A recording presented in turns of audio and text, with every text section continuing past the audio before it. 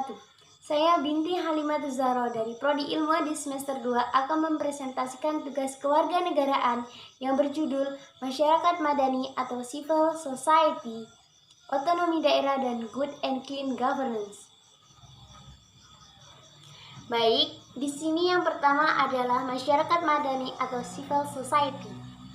Masyarakat madani merupakan penerjemahan atau pengislaman konsep civil society. Orang yang pertama kali mengungkapkan istilah ini adalah Anwar Ibrahim dan dikembangkan di Indonesia oleh Nurcholish Madjid.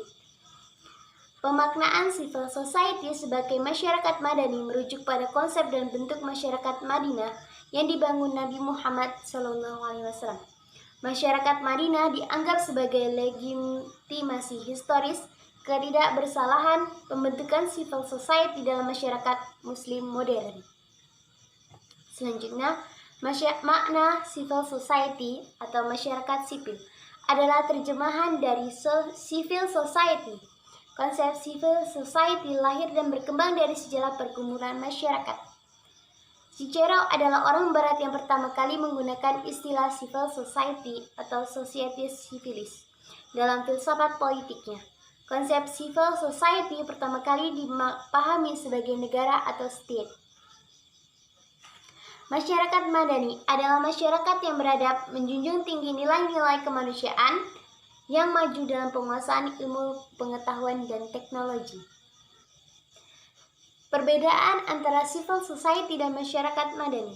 Civil society merupakan buah modernitas, sedangkan modernitas adalah buah dari gerakan Renaissance, gerakan masyarakat sekuler yang memikirkan Tuhan, sehingga civil society mempunyai moral transendental yang rapuh karena meninggalkan Tuhan.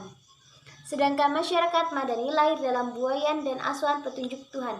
Dari alasan ini, Ma'arif mendefinisikan masyarakat madani sebagai sebuah masyarakat yang terbuka, egalitar, dan toleran atas landasan nilai-nilai etik moral transendental yang bersumber dari wahyu Allah. Yang selanjutnya, karakteristik masyarakat madani. Yang pertama, terintegrasinya individu-individu dan kelompok-kelompok eksklusif ke dalam masyarakat melalui kontrak-kontrak sosial dan aliansi sosial. Yang kedua, menyebarnya kekuasaan sehingga kepentingan-kepentingan yang mendominasi dalam masyarakat dapat dikurangi oleh kekuatan-kekuatan alternatif. Yang ketiga, dilengkapinya program-program pembangunan yang didominasi oleh negara dengan program-program pembangunan yang berbasis masyarakat. Yang keempat, terjembataninya kepentingan-kepentingan individu dan negara karena keanggotaan organisasi-organisasi volunteer mampu memberikan masukan-masukan terhadap keputusan-keputusan pemerintah. Yang kelima, tumbuh kembangnya kreativitas yang pada mulanya terhambat oleh rejim-rejim totaliter. Yang keenam, meluasnya kesetiaan atau loyalty dan kepercayaan atau trust, sehingga individu-individu mengakui keterkaitannya dengan orang lain dan tidak mementingkan diri sendiri. Yang ketujuh, adanya pembebasan masyarakat melalui kegiatan lembaga-lembaga sosial dengan berbagai ragam perspektif. Yang kedelapan, bertuhan. Artinya bahwa masyarakat tersebut adalah masyarakat yang beragama, yang mengakui adanya Tuhan dan menempatkan hukum Tuhan sebagai landasan yang mengatur kehidupan sosial. Yang kesembilan, damai. Artinya masing-masing elemen masyarakat, baik secara individu maupun secara kelompok, menghormati pihak lain secara adil. Yang ke-10, tolong-menolong tanpa mencampuri urusan internal individu lain yang dapat mengurangi kebebasannya. Yang ke-11, toleran. Artinya tidak mencampuri urusan pribadi pihak lain yang telah diberikan oleh Allah sebagai kebebasan manusia dan tidak merasa terganggu oleh aktivitas pihak lain yang berbeda tersebut. Yang ke-12, keseimbangan antara hak dan kewajiban sosial. Yang ke-13, peradaban tinggi. Artinya bahwa masyarakat tersebut memiliki kecintaan terhadap ilmu pengetahuan dan memanfaatkan kemajuan ilmu pengetahuan untuk umat manusia. Yang ke-14, berakhlak mulia. Dari beberapa ciri tersebut, dapat dikatakan bahwa masyarakat madani adalah sebuah masyarakat demokratis di mana Para anggotanya menyadari akan hak-hak dan kewajibannya dalam menyuarakan pendapat dan kewujudan kepentingan-kepentingannya, di mana pemerintahnya memberikan peluang yang seluas-luasnya bagi kreativitas warga negara untuk mewujudkan program-program pembangunan di wilayahnya. Namun, kendati demikian, masyarakat madani bukanlah masyarakat yang sekali jadi, yang hampa udara, taken for granted. Masyarakat madani adalah konsep yang cair dan dibentuk dari proses sejarah yang panjang dan perjuangan yang terus-menerus. Baiklah, yang selanjutnya adalah otonomi daerah. Yang pertama, pengertian otonomi daerah. Pengertian otonomi daerah menurut para pakar di Indonesia. Yang pertama, ada Ateng Syarifuddin. Otonomi mempunyai makna kebebasan atau kemandirian, tetapi bukan kemerdekaan, melainkan kebebasan yang terbatas atau kemandirian ini terwujud pemberian kesempatan yang harus dapat dipertanggungjawabkan. Yang kedua oleh F. Sugeng Istianto.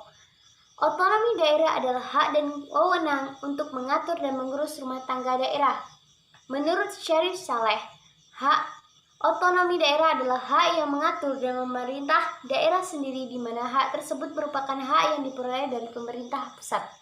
Pengertian otonomi daerah menurut para ahli lain. Yang selanjutnya menurut Benyamin Hussein, otonomi daerah adalah pemerintahan oleh dan untuk rakyat di bagian wilayah nasional suatu negara secara informal, berada di luar pemerintah pusat.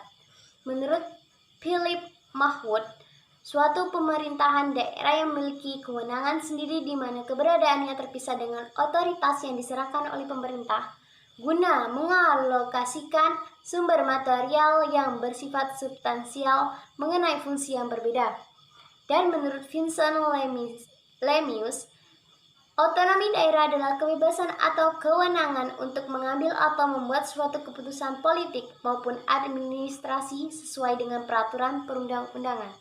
Di dalam otonomi daerah terdapat kebebasan yang dimiliki oleh pemerintah daerah untuk menentukan apa yang menjadi kebutuhan daerah. Namun, apa yang menjadi kebutuhan daerah tersebut senantiasa harus disesuaikan dengan kepentingan nasional, sebagaimana yang telah diatur dalam peraturan perundang-undangan yang lebih tinggi. Jadi, otonomi daerah dapat diartikan sebagai kewajiban yang diberikan kepada daerah otonom untuk mengatur dan mengurus sendiri urusan pemerintah dan kepentingan masyarakat setempat, menurut aspirasi masyarakat untuk meningkatkan daya guna dan hasil guna penyelenggaraan pemerintahan dalam rangka pelayanan terhadap masyarakat dan pelaksanaan pembangunan sesuai dengan peraturan perundang-undangan. Sedangkan yang dimaksud dengan kewajiban adalah kesatuan masyarakat hukum yang mempunyai batas-batas wilayah yang berwenang mengatur dan mengurus urusan pemerintah dan kepentingan masyarakat setempat menurut Prakasa sendiri.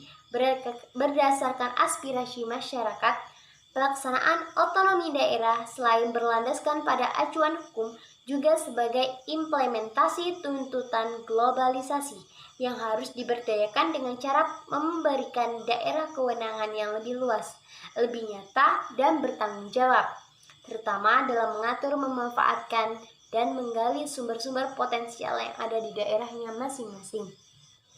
Aturan perundang-undangan otonomi daerah. Beberapa aturan perundang-undangan yang berhubungan dengan pelaksanaan otonomi daerah. Yang pertama, Undang-Undang Nomor 5 Tahun 1974 tentang pokok-pokok pemerintahan di Indonesia. Yang kedua, Undang-Undang Nomor 22 Tahun 1999 tentang pemerintahan daerah. Yang selanjutnya, Undang-Undang Nomor 25 Tahun 1999 tentang perimbangan keuangan antara pemerintahan pusat dan daerah. Yang selanjutnya, Undang-Undang Nomor 32 Tahun 2004 tentang pemerintahan daerah. Undang-Undang Nomor 33 Tahun 2004 tentang perimbangan keuangan antara pemerintah pusat dan pemerintah daerah. Yang selanjutnya, Perpu Nomor 3 Tahun 2005 tentang perubahan atas Undang-Undang Nomor 32 Tahun 2004 tentang pemerintahan daerah. Selanjutnya, pelaksanaan otonomi daerah. Pelaksanaan otonomi daerah merupakan titik fokus yang penting dalam rangka memperbaiki kesejahteraan rakyat. Pengembangan suatu daerah dapat disesuaikan oleh pemerintah daerah dengan potensi dan kekhasan daerah masing-masing. Ini merupakan kesempatan yang sangat baik bagi pemerintah daerah untuk membuktikan kemampuannya dalam melaksanakan wewenang yang menjadi hak daerah. Maju atau tidaknya suatu daerah sangat ditentukan oleh kemampuan dan kemauan untuk melaksanakan, yaitu pemerintah daerah. Pemerintah daerah bebas berkreasi dan berekspresi dalam rangka membangun daerahnya, tentu saja dengan tidak melanggar ketentuan perundang-undangan. Yang selanjutnya ada kelebihan dan kekurangan sistem otonomi daerah. Yang pertama ada kelebihan sistem otonomi daerah. Nomor 1, mengurangi bertumpuknya pekerjaan di pusat pemerintah. Yang kedua, daerah tidak perlu menunggu instruksi dari pemerintah pusat dalam menghadapi masalah mendesak yang membutuhkan tindakan yang cepat. Yang ketiga, dalam sistem desentralisasi dapat diadakan perbedaan atau diferensial dan pengkhususan atau spesialisasi yang berguna bagi kepentingan tertentu, khususnya desentralisasi teritorial dapat lebih mudah menyesuaikan diri pada kebutuhan atau keperluan khusus daerah. Yang keempat, dengan adanya desentralisasi teritorial, daerah otonomi dapat merupakan semacam laboratorium dalam hal-hal yang berhubungan dengan pemerintahan yang dapat bermanfaat bagi seluruh negara. Hal-hal yang ternyata baik dapat diterapkan ke seluruh wilayah negara, sedangkan yang kurang baik dapat dibatasi pada suatu daerah tertentu saja, dan oleh karena itu dapat lebih mudah untuk ditiadakan. Yang kelima, mengurangi kemungkinan sewenang-wenang dari pemerintah pusat.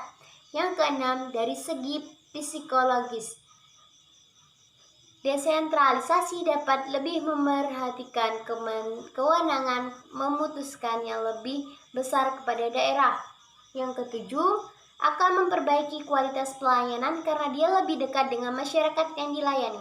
Dampak positif otonomi daerah adalah bahwa dengan otonomi daerah, maka pemerintah daerah akan mendapatkan kesempatan untuk menampilkan identitas lokal yang ada di masyarakat. Berkurangnya wewenang dan kendali pemerintah pusat mendapatkan respon tinggi dari pemerintah daerah dalam menghadapi masalah yang berada di daerahnya sendiri. Bahkan, dana yang diperoleh lebih banyak daripada yang didapatkan melalui jalur birokrasi dari pemerintah pusat. Dana tersebut memungkinkan pemerintah lokal mendorong pembangunan daerah serta membangun program promosi kebudayaan dan juga pariwisata. Yang selanjutnya, kekurangan sistem otonomi daerah. Yang pertama, karena besarnya organ-organ pemerintahan, maka struktur pemerintahan bertambah kompleks yang mempersulit koordinasi.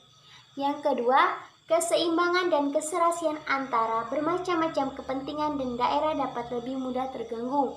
Yang ketiga, khusus mengenai desentralisasi teritorial dapat mendorong timbulnya apa yang disebut daerahisme atau provinsialisme. Yang keempat, keputusan yang diambil memerlukan waktu yang lama karena memerlukan perundingan yang bertele-tele. Yang kelima, dalam penyelenggaraan desentralisasi diperlukan biaya yang lebih banyak dan sulit untuk memperoleh keseragaman atau uniformitas dan kesederhanaan. Dampak negatif dari otonomi daerah adalah adanya kesempatan bagi oknum-oknum pemerintahan daerah untuk melakukan tindakan yang dapat merugikan negara dan rakyat seperti korupsi, kolusi, dan nepotisme. Terkadang ada kebijakan-kebijakan daerah yang tidak sesuai dengan konstitusi negara yang dapat menimbulkan pertentangan antara daerah satu dengan daerah tetangganya, atau bahkan daerah dengan negara, seperti contoh pelaksanaan undang-undang anti pornografi di tingkat daerah. Hal tersebut dikarenakan dengan sistem otonomi daerah, maka pemerintahan pusat akan lebih susah mengawasi jalannya pemerintahan di daerah. Selain itu, karena memang dengan sistem otonomi daerah membuat peranan pemerintahan pusat tidak begitu berarti, beberapa modus penjabat nakal dalam melakukan korupsi dengan APBD. Yang selanjutnya ada good and clean governance. Yang pertama, pengertian good and clean governance.